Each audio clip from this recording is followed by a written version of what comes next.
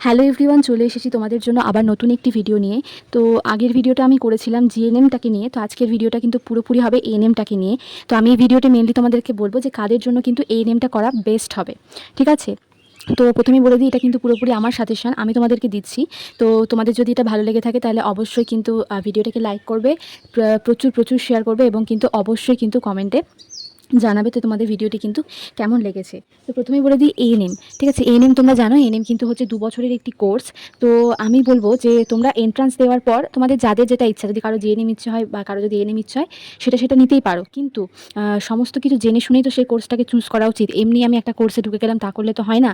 তো তার জন্য কিন্তু এই ভিডিওটা করা, কাদের এএনএমটাকে চুজ করলে সেটা তাদের ক্ষেত্রে ভালো হবে সেটাই কিন্তু আমি বলবো। আর তোমরা যদি আগের ভিডিওটি না দেখে থাকো জিএনএমটা কাদের জন্য বেস্ট, তাহলে অবশ্যই কিন্তু সেটা কিন্তু আমার চ্যানেলে গিয়ে অবশ্যই দেখে আসবে। তো চলো ভিডিওটা শুরু করা যাক। তো আমি প্রথমেই বলে দেবো যে প্রথম যে পয়েন্টটা সেটা হচ্ছে যে যাদের মাধ্যমিক এবং উচ্চ মাধ্যমিকের নাম্বার কিন্তু অনেকটা কম, সেটা কিন্তু একটু আধটু না, ভালোই কিন্তু কম নাম্বার তোমাদের রয়েছে, সে যে কারণেই হোক না কেন, তোমাদেরকে কিন্তু আমি বলবো যে তাদের কিন্তু এএনএমটা চুজ করাই ভালো। কেন, তোমরা হচ্ছে এন্ট্রান্সে একটা ভালো স্কোর করে তোমরা যাই হোক জিএনএমটাকে চুজ করে নিলে, তোমরা হয়তো কমপ্লিটও করলে, কিন্তু পরবর্তীকালে গিয়ে সেই মাধ্যমিক এবং উচ্চ মাধ্যমিকের নাম্বারটা কিন্তু পরবর্তীকালে গিয়ে তোমাদের চাকরির ক্ষেত্রে অনেকটা প্রবলেম সৃষ্টি করতে পারে। তাই কোনো কিছু না জেনে সেই কোর্সে ঢুকে গেলেই তার হলো না। তাই আমার মতে সেই সমস্ত ক্যান্ডিডেটদের কিন্তু এএনএমটাকেই কিন্তু চুজ করা উচিত। আমি বলছি না যে তোমাদেরকে এএনএমটাকেই চুজ করতে হবে, যার যেটা ইচ্ছা সে সেটাই চুজ করতে পারো আফটার এন্ট্রান্স, ঠিক আছে। কিন্তু পরবর্তীকালে সবারই তো একটা ইচ্ছে থাকে না, ট্রেনিংটা আমি শুধু শুধু কেন করবো, তারপরে তো আমি একটা যাতে আমি চাকরি করি, একটা জব করি তার জন্য। তো আমি আমার সাজেশন সেই সমস্ত ক্যান্ডিডেটদের কিন্তু এএনএমটাকে চুজ করাই কিন্তু ভালো। দ্বিতীয়ত আমি বলে দিই যে দেখো, সবার কিন্তু বাড়ির কন্ডিশন কিন্তু ঠিক থাকে না, ঠিক আছে। অনেকেরই কিন্তু কী হয় যে খুব তাড়াতাড়ি যে কোনো একটা চাকরি দরকার, যে বাড়ির আর ফ্যামিলির পাশে দাঁড়ানোর জন্য। তো অনেকেই তো এরকম রয়েছে। তো আমি সেই সমস্ত ক্যান্ডিডেটদের জন্য বলবো, সেই সমস্ত ক্যান্ডিডেটরা কিন্তু অনায়াসে এএনএমটাকে চুজ করতে পারো।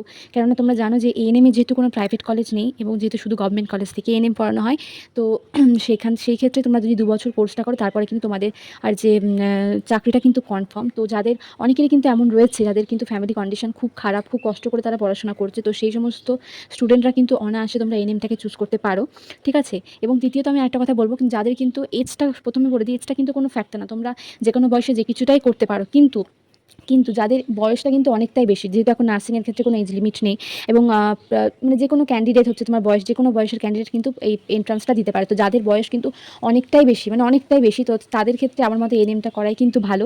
আমি বলছি না তোমরা জিএনএমটাকেও করতে পারো, অবশ্যই সেটা তোমাদের উপর ডিপেন্ড করে, কিন্তু আমি তোমাদেরকে একটা সাজেশন দেবো, সেই সমস্ত ক্যান্ডিডেটদের কিন্তু এএনএমটা করাই ভালো, ঠিক আছে। আরেকটা ইনফরমেশন তোমাদেরকে জানিয়ে দিই, তোমরা যখন এন্ট্রান্সটা দেওয়ার পর যখন চয়েস ফিলিং করবে, তোমরা যে কলেজটাই তোমরা দাও না কেন, আমি কিন্তু তোমাদেরকে অবশ্যই বলবো যে সেই কলেজটা কিন্তু তোমরা খুব ভেবে চিন্তে কিন্তু সিলেক্ট করবে, ঠিক আছে।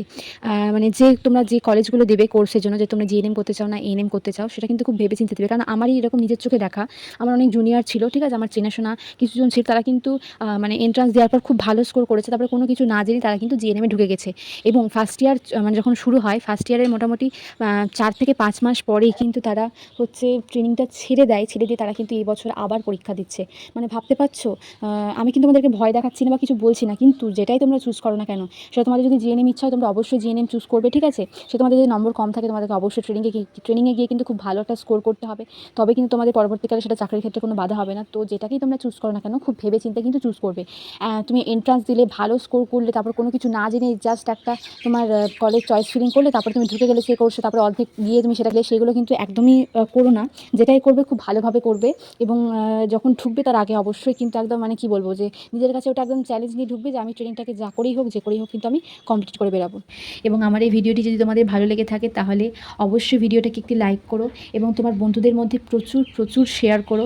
এবং যদি আমার চ্যানেলটা কিন্তু ভালো লেগে থাকে তোমাদের, এবং এই ভিডিওটি যদি তোমাদের ভালো লেগে থাকে, আমি কিন্তু নতুন চ্যানেল খুলেছি, তো ভিডিওটি ভালো লেগে থাকলে আমার চ্যানেলটাকে কিন্তু অবশ্যই সাবস্ক্রাইব করে দিও।